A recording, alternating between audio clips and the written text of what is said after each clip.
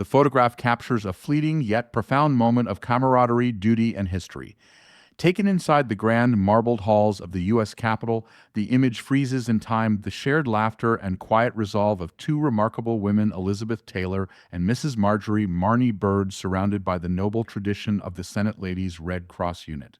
Elizabeth Taylor, 47 years old at the time, known globally for her striking violet eyes and Hollywood charisma, is seen mid-smile, the sharp contrast of her dark curls against the pale uniform of the Red Cross volunteer attire. A chic shoulder bag hangs at her side, an accessory that hints at a woman always straddling two worlds, one of glamour and one of civic duty. Opposite her stands Marjorie Byrd, then 61, wife of the venerable Virginia Senator Harry F. Byrd Jr., herself an embodiment of Washington's elite politeness and quiet strength. She is caught in a moment of shared conversation, her posture poised, her face alight with laughter. They are dressed alike, as were all the women at this gathering, uniformed in pale dresses with Red Cross patches, symbolizing an unspoken agreement that, at least for this afternoon, rank and privilege were set aside in the service of a greater cause.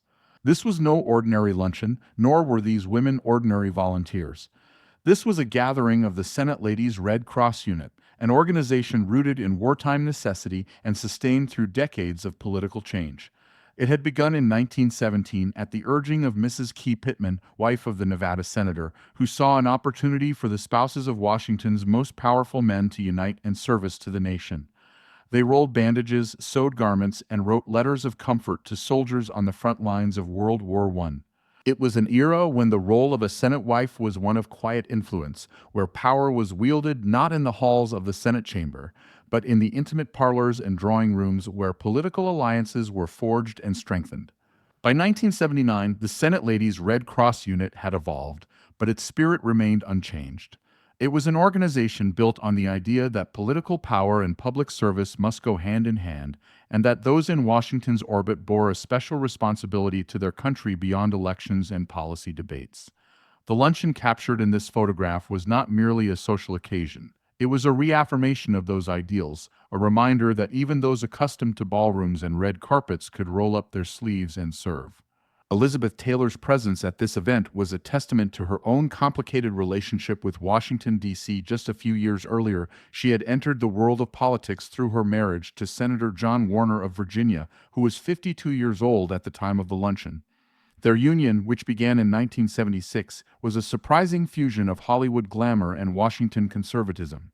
Taylor had thrown herself into the role of a senator's wife with enthusiasm, appearing at campaign events, donning tweeds instead of sequins, and standing dutifully by Warner's side. But behind the scenes, she struggled. Washington's expectations for political spouses were rigid, and she found herself out of place in the buttoned-up world of Capitol Hill. She once remarked that she had been told not to wear purple or her signature Halston pantsuits, advice that encapsulated just how foreign this world was to her. Mrs. Byrd, by contrast, was a seasoned veteran of Washington society.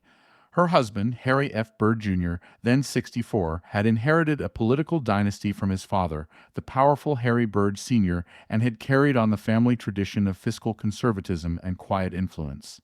The Byrds of Virginia were a Washington institution, and Marnie Byrd knew well the weight of expectation placed upon Senate wives, the expectation to be both hostess and confidante, to support but never outshine, to engage in service but never overshadow the men who wrote the laws. Surrounding these two women, in the softly blurred background of the photograph, are other Senate wives and Red Cross volunteers, each engaged in conversation, each a participant in this quiet ritual of civic duty. Among them, somewhere in this gathering, were two of the most politically influential women of the era. First Lady Rosalind Carter, 51, and Second Lady Joan Mondale, 49. Their presence underscored the importance of the occasion. Rosalind Carter, a First Lady who redefined the role by actively engaging in policy and humanitarian efforts, had made volunteerism and mental health advocacy central to her public work. Joan Mondale, dubbed Joan of Art for her championing of American artists and cultural institutions, brought to Washington a deep appreciation for the intersection of government and creative expression. Why were they here? Because events like these mattered. Because in Washington, where political battles were waged daily in the press and on the Senate floor, there were still moments where the spouses of powerful men, who were powerful in their own quiet ways, aimed together to do something tangible, something good. In an era of increasing political cynicism, the Senate Ladies' Red Cross unit remained an embodiment of an older Washington, one where bipartisanship was fostered over luncheons and service was as much a social obligation as it was a calling.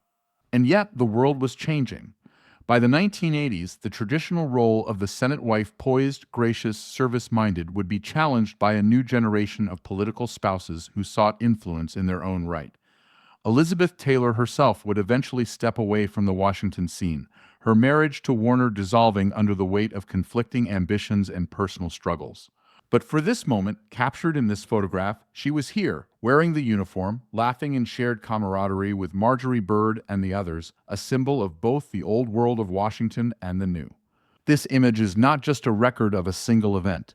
It is a glimpse into a moment of transition in American political culture, where tradition and modernity met over a luncheon table, where the most famous actress in the world stood side by side with the most powerful women in Washington, bound together not by politics, but by the simple, enduring act of service.